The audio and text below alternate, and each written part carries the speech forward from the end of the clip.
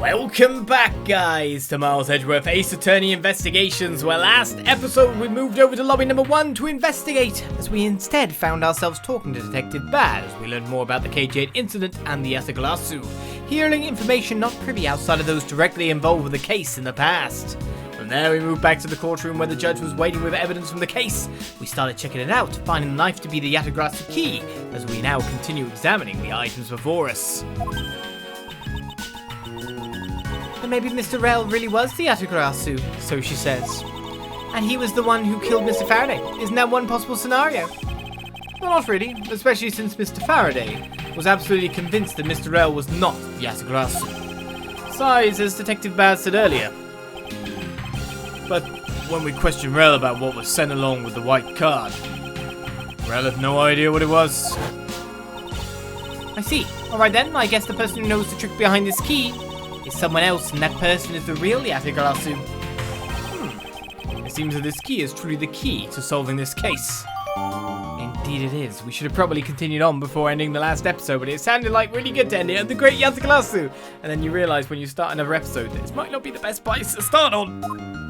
Unless you watched the previous episode, of course, and you run straight into it. So with that said, let's examine the gun now. That's the only thing on our board still to examine at this point in time. This gun. It was originally used to kill the Cadopian embassy staff member. When the crime was reported, the responding police found Mr. Rell still holding it, which led to his immediate arrest. And then, this gun took the original shooter's life. How ironic. Indeed. There doesn't seem to be anything else we can learn from this piece of evidence. It's just a gun. That's odd. We're short one piece of evidence. And the piece that's missing is a surveillance video that was played in court. A surveillance video? How could a piece of evidence just disappear? Where did it go? The video showing the moment in which Mr. Rell committed the murder. Where could it have gone indeed? Are you done with your inspection of the evidence? Yes, I'm finished. However, Your Honor, I am missing a single piece of prosecutorial evidence. Your Honor, were you derelict in your duties? What? No, I dare not lick my duties. What do you take me for? No, Your Honor, the most important piece of evidence in today's trial, the surveillance video, is not amongst the evidence you laid out for me. But I brought Mr. Faraday's whole bag with me from the crime scene. Maybe the tape is still somewhere at the crime scene? It could be in the tape player. There's something wrong here. Something about this missing piece of evidence. It would appear that for me to find the answers I seek, I will have to pay another visit to the scene of the crime. Defendant lobby number 2. Interesting. Could it have much more in it about a previous case? Oh, hello.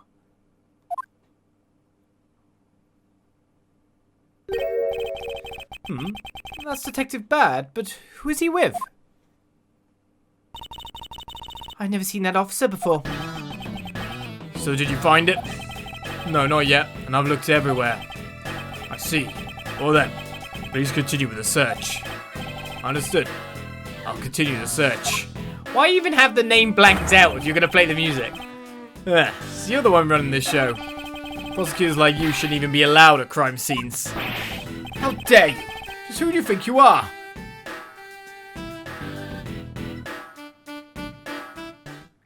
What was that all about? Who was that man just now?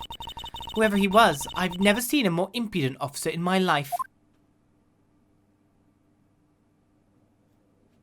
Does he even know that we're standing right here behind him?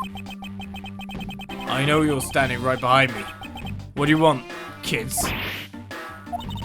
It looks like you were paying attention after all. Of course I was. I have eyes in the back of my head. So that mirror isn't for vanity's sake. It's for him to keep an eye out on who or what is behind him at all times. So tell me, Detective Bad, who was that rude man just now? The guy came here from the Republic of Zeng Fa to study. He's Agent Lang. He's trying everything he can to revive the lost honor of his family. He's traveling the world to study different philosophies of entertainment from scratch. by visiting various police departments around the world. He has a lot of dedication. He's still just a rookie cop, but I sense a strong grudge of some sort from him. The guy's more useful than Gumshoe, even if he is rude. Well, he sure has a lot of guts to come to this country and give prosecutors a hard time. I agree. However, I can think of one young lady that statement also applies to. Anyway, what was that agent looking for, Detective Bad? Earlier, that little girl was poking around in lobby number 1 as well. Like I said before, it's got nothing to do with the two of you. I highly doubt that it has nothing to do with me. Fine, if this is the game I must play, then I will take this opportunity to draw out what he's been hiding and what's happened in this room straight from him. I should check the tape machine first. I suppose it's impossible to enter or exit through these windows thanks to these bars. I suppose you're right. Actually, that's not true. I bet a person of small stature could slip in. Francisca, would you care to help me test my theory? Ah!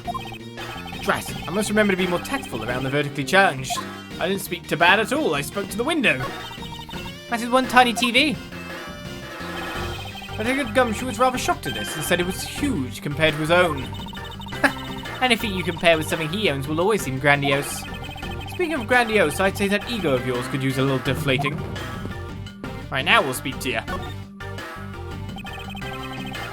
Earlier you were in lobby number 1, and now you're here in lobby number 2. You are quite the busy man, Detective Bad. Multiple returns to a crime scene brings about success. That's what we detectives say. I see. In that case, you wouldn't mind if I asked about what happened again, correct? I don't have anything left to say to you, boy. Ah, boy. You'll see. I will draw my answer from you one way or another. Would it kill you to help us even a tiny bit in our investigation? I gave Faraday's notebook to the judge earlier. That's help enough, don't you think? Ah! Please, we are asking you for just a little bit more of your cooperation.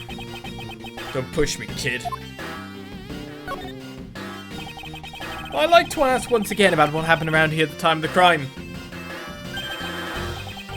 I refuse to answer. Any more investigating you do will be a waste of time. Besides, how am I supposed to answer questions about things I don't know about? Things you don't know about? But aren't you supposed to know everything? He should. Wait, is it possible? Maybe he doesn't know about the trick behind that piece of evidence. I should try showing it to him. It may prove to be the key to getting some answers from Detective Bad. Is that what the key's for, is it? Just those answers? Detective Bad, did you know of the existence of the item in this photograph? Huh, of course I did. It's my job to know everything related to the Yatagrasu case. In that case, let me ask you something. Did you know that the knife that killed Mr. Faraday and this Yatagrasu's key are one and the same? What? That's impossible! It looks like he didn't know after all. This piece of evidence, which we call the Yatagrasu's key, is actually a well-camouflaged knife. Mr. Faraday was planning to use this Yatagrasu's key to prove that Mr. Rel was not the real Yatagrasu. Isn't that correct? I guess so. However, Mr. Faraday had no idea that it was, in fact, a knife. Yeah, I have to admit, neither one of us knew that fact. And if neither of us knew, then no one in law enforcement knew either. How did we miss something as big as this? I noticed that since a little while ago, you appear to be searching for something. I presume that this key is what you were searching for? Yeah, that's right. And why were you searching for it? Because I promised Faraday. I promised that I'd protect that key with my life. But after he was killed, the key disappeared from Faraday's evidence bag. Who would have thought that the key is what took Faraday's life? Detective Bad, so that we may find the truth, please, testify for me once more. Alright. But it doesn't matter how many times I tell you about what happened. Nothing will change. So how do I get you to the time of the murder once again? Detective Bad, I ask that you please testify once more. about what happened in lobby number 2 and what you experienced in lobby number 1. My answer is still the same. And this is the last time I'm gonna do this. That's fine, because I only need this one last time to clear everything up. And find the truth behind this case. Detective Bad's movements. I was in lobby number 1 talking with you. We were talking about some trivial things. I heard the gunshot right before the trial was about to reconvene. When we heard it, you and I immediately dashed down to the hallway together. I saw Gumshoe goofing around there, and then we all ran into lobby number 2. Sounds like the exact same story he told us before. Indeed, however, I feel that we have yet to draw out all the information that we can. Okay then. Draw out information? Game says press. I was in lobby number 1 talking with you. Hold it. Why did Miss Yu choose lobby number 1? Answer me. Who knows? She just said that she had something she wanted to talk to me about. And we walked into lobby number 1 together. That's all. So the answer remains the same as before. I see. We were talking about some trivial things. Hold it. I want to know what's trivial. I was hoping you could expand on what exactly we were discussing with Miss Yu. Trivial stuff. There was nothing important. That's for me to decide. Alright, I suppose that's for him to decide. Moving on then. I heard the gunshot right before the trial was about to reconvene. Hold it. Until you heard the gunshot, did you notice anything else that was out of the ordinary? I didn't hear any other strange sounds until that gunshot. If the gunshot Detective Bad heard was really the one for the murder, that would give that other piece of evidence an entirely different meaning. I ask you please amend your testimony with that statement just now. Sure. So it's about... I didn't hear any other strange sounds until that gunshot. I was about to say, it's about sounds we're going for, but that statement makes it very, very clear and obvious that he should have heard, if he was in lobby number 1, another strange sound. I mean, the judge heard it from across the way, through the windows. Of course, the windows were probably open, but still. He heard it across the windows in the bathroom, which means it travels some distance, but the balloon popping was basically right outside the lobby, wasn't it? So you didn't hear this? Objection. Detective Bad, does this balloon fragment remind you of anything? It's the same colour as the one Kay was holding. Oh, so you knew about that girl's balloon? Yeah, I was sitting with her up in the gallery.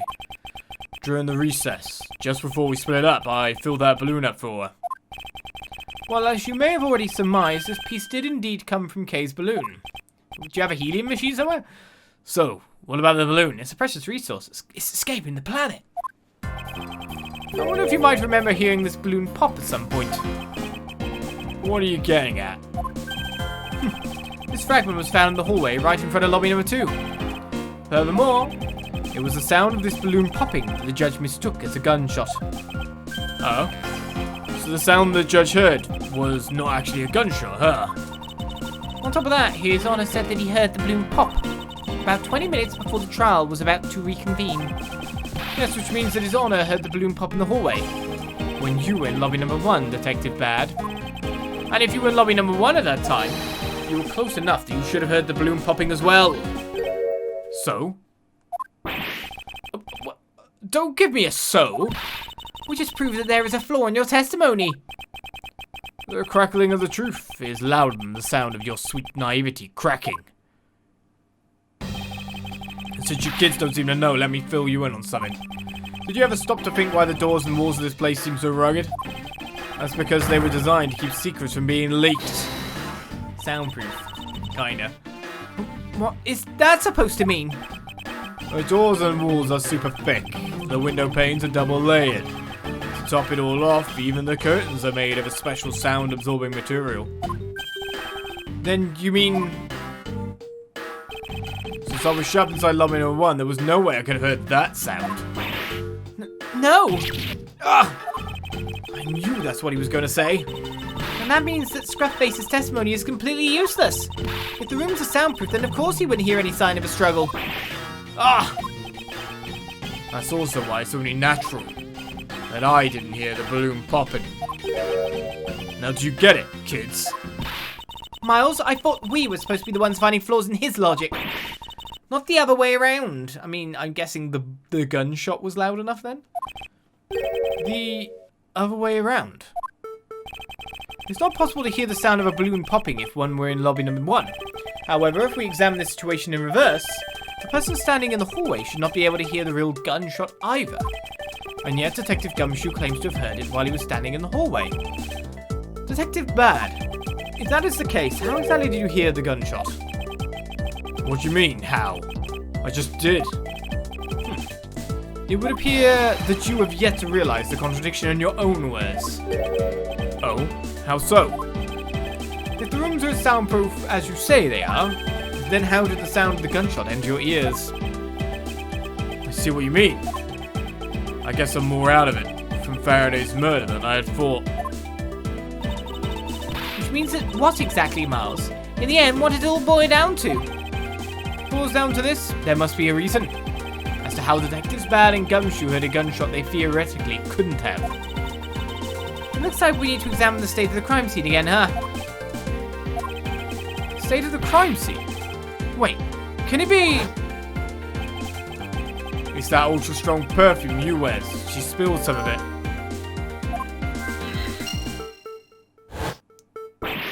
Ah! Way too noisy. It looks like it was set to an incredibly high volume, the TV, was it? Surveillance video? How could a piece of evidence just disappear? Where did it go? I'm getting lots of logic here.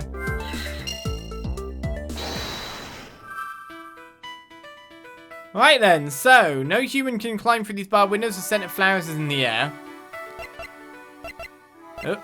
A window in lobby number 1 is open to allow the perfume misuse spill to dissipate. Well, a very loud television and missing evidence, which was where the gunshot was, very obviously.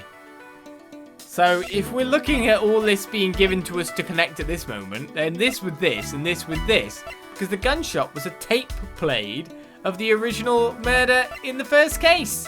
So, lobby number 2 window, dissipating the smell. Why was it opened? There we go. The scent of flowers was in the air. Because you were trying to waft things over. And that's why you heard it in that lobby.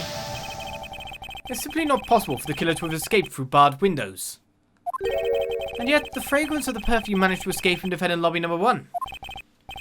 Of course, incorporeal things can move freely through these opened, barred windows. Okay, so we just got open windows. The criminal couldn't have made it through, but what about incorporeal things? Like a very loud television, pretty much. So is that with that then now, or is that with that? Because now they link up completely differently now that we've got open windows as an option. Incorporeal things as a sound.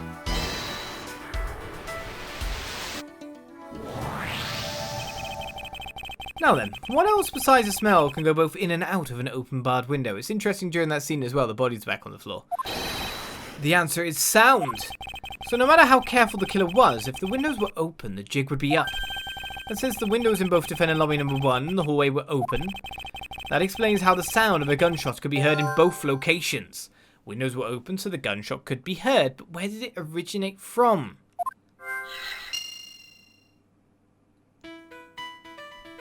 Now we can do this.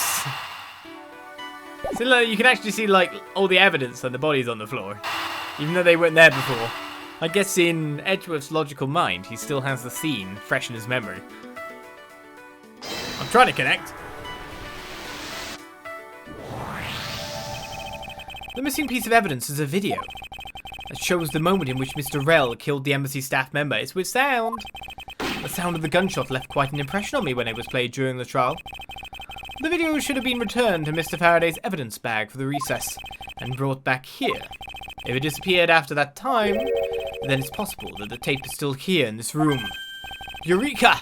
The evidence to the missing evidence created, for me, is the gunshot sound that no one should have been able to hear in the first place. Miles, what have you been thinking about? Stop wasting time thinking and let's start looking again. It's not a waste of time to think, for I have figured out where we should look. And where would that be?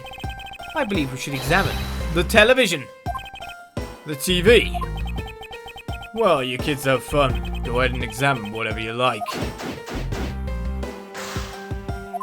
That I shall. I won't rest until I've inspected every suspicious looking nook and cranny.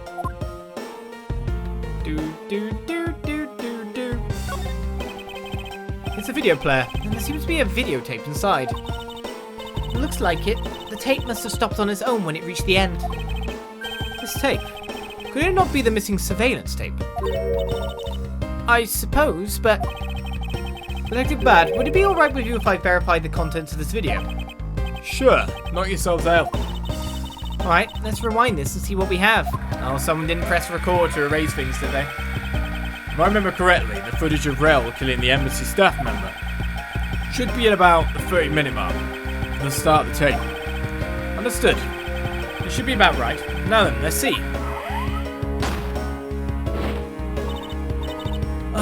This is the footage of Mr. Rel shooting the embassy staff member. I knew it. The missing piece of evidence, the surveillance video, was here all along. It's evidence again. The sound. What's the meaning of this? It appears that Detective Bad has figured out the true source of the gunshot he heard. With this, I think we can figure out the trick behind this double murder. Do you mean that you figured it all out then? Yes, all I have to do now is show what the gunshot Detectives Bad and Gumshoe heard was.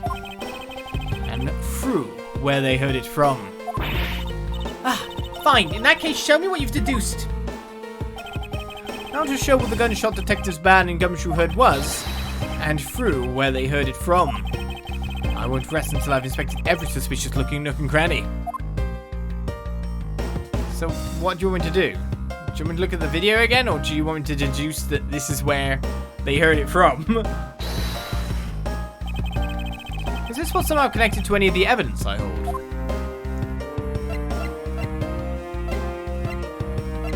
There we go, where from, what it was. If the door and windows to the crime scene, namely this room that we're in, were closed, the killer could have used the gun and no one would have been the wiser. I'm sure it would have still made a noise. That's true. This courthouse does seem to be well designed for such a thing, as it were. However, what happened in reality was, Detective Gumshoe, Detective Bad, and Miss Yu, all three of them, heard the gunshot. While the windows in lobby number 1, number 2, and the hallway were open. So naturally, the people in those locations could hear it. Ah, but then why would the criminal open the window in the first place? To allow the gunshot to be heard, I suppose. Correct. That's the only logical conclusion we can draw from this. Why was that necessary in the first place? I want a real answer, Miles. I demand satisfaction. Yeah, well, I believe that the killer wanted to manipulate our perception of a certain fact. What was it that the killer wanted to manipulate our perception of? Crime scene when the crime took place, or the murder weapon? It's definitely when the crime took place. The killer wanted to fabricate the time of death to their precise wishes, and they used the gunshot in the surveillance video to do so.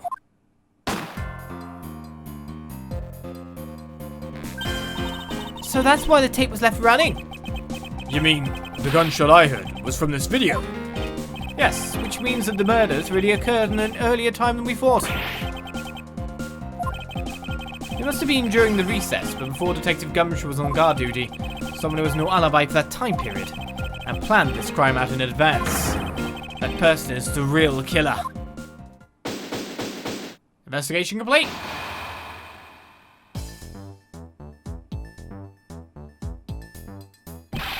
Mr. Edgeworth! Yes, what is it? Miss Yu is asking for you. She's in the courtroom. She says that she's identified the murderer, but that she wants to clarify something. Looks like Miss Yu is still investigating something. Understood. Please tell her that I will be right over. I'll come along. I want to hear what she has to say. It would appear that the time has come to uncover the truth.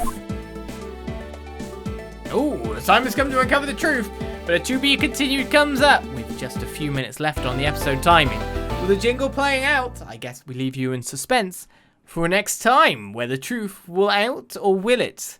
How much kind of thing? Well, at least we're in the courtroom again, after all. At least we're in the courtroom again. Will the judge preside? Will we hear much testimony? We'll find out next time on Miles Edgeworth, Ace Attorney Investigations. I'll see you guys then. Bye-bye.